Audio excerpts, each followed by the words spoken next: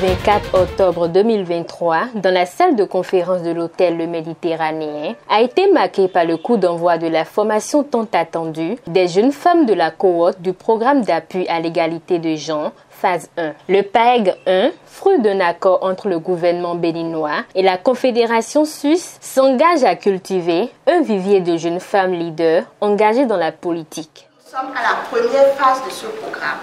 Cette première phase court de 2022 à 2026. Il s'appuie sur 3 leviers. La promotion du leadership politique féminin, et c'est d'ailleurs pour ça que vous êtes là ce matin, mais également sur la lutte contre les violences basées sur le genre. Et enfin, sur l'institutionnalisation du genre dans les programmes de la DDC. L'UGP est un accompagnateur.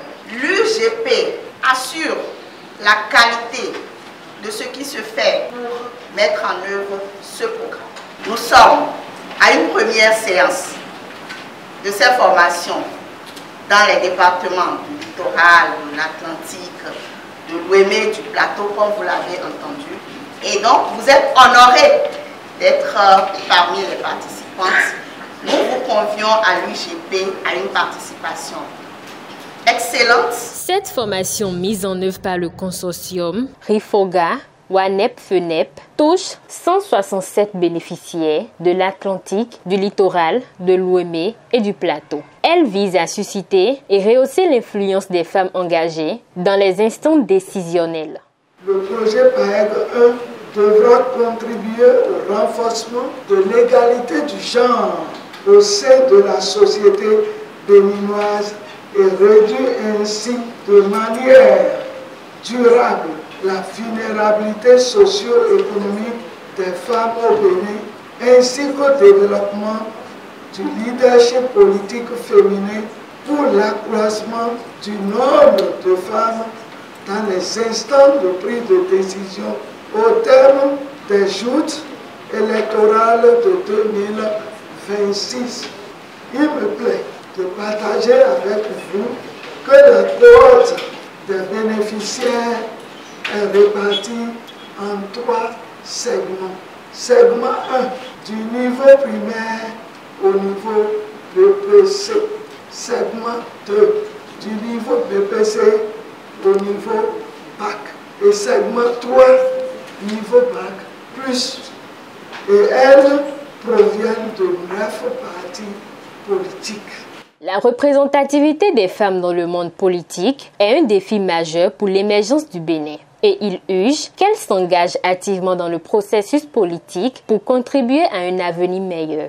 90% des jeunes femmes de la cohorte sur toute l'étendue du territoire national sont des femmes issues des partis politiques.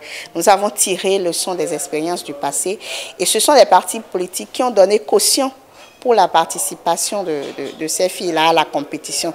C'est-à-dire que les filles sont venues avec une autorisation de leur parti politique. Donc nous espérons qu'à la fin, ces mêmes partis politiques, quand ils vont découvrir les compétences acquises et l'amélioration des connaissances des jeunes femmes qu'ils nous ont envoyées, j'espère qu'ils seront encore une fois prêts à les recruter et à les positionner en bonne place, soit pour des élections, ou pour des nominations. En tant que femme, la meilleure manière de lutter, c'est 1, de voter pour des femmes et 2, de se présenter soi-même pour des postes de dirigeante. Donc je suis très heureux d'assister à ce début. Et je voudrais dire que j'espère que, à l'instar de son Excellence, Madame la Vice-présidente de la République du Bénin, Madame Talata, qui se dit elle-même d'avoir été appuyée par la Suisse pour arriver là où elle est arrivée maintenant, elle est vraiment un exemple que ça puisse marcher. Présente à cette cérémonie de démarrage, la 3e adjointe au maire de Cotonou a apporté son soutien et enthousiasme aux initiateurs. Il est nécessaire de travailler à placer la femme dans son rôle. Il s'agit bien d'une question de justice. Tant que le gap persistera, les intérêts et préoccupations des femmes ne sont. Je voudrais féliciter vivement Consortium, Rifonga, WANEP, FINEP pour cette initiative de renforcement des capacités des femmes sur le leadership et engagement politique des femmes afin qu'elles soient plus représentatives et compétitives dans l'arène politique. Les bénéficiaires de la cohorte du PAEG 1 se disent enthousiastes à l'idée de cette opportunité unique, notamment celle de se faire former et de s'engager davantage dans la politique. Elle représente un espoir pour un avenir politique plus inclusif et responsable. Je suis membre du parti Foscori pour un Bénin émergent. Et donc, je suis là pour avoir un plus déjà sur ce que j'avais déjà et pourquoi pas partager des expériences, faire de nouvelles connaissances, c'est très important aussi pour moi.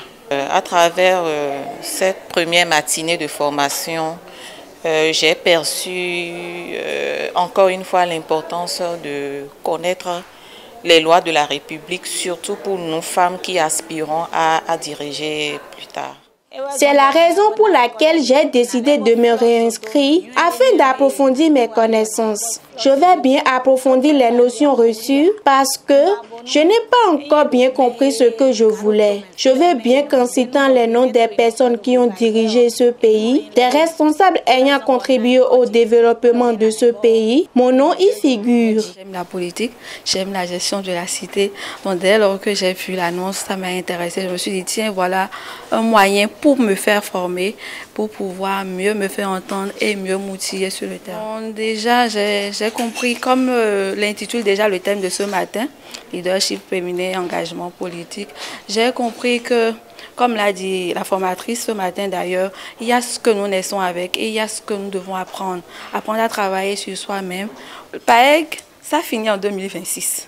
Il y a les élections en 2026, donc je compte faire le nécessaire à Cotonou pour, on ne sait jamais, pour qu'on puisse, pourquoi pas me positionner pour les communales d'abord et après les législatives, ainsi de suite. Le lancement de la formation des jeunes leaders politiques sous le PAEG 1 est un pas important vers la promotion de l'engagement civique et la préparation des dirigeants politiques compétents pour les défis à venir qu'à relever.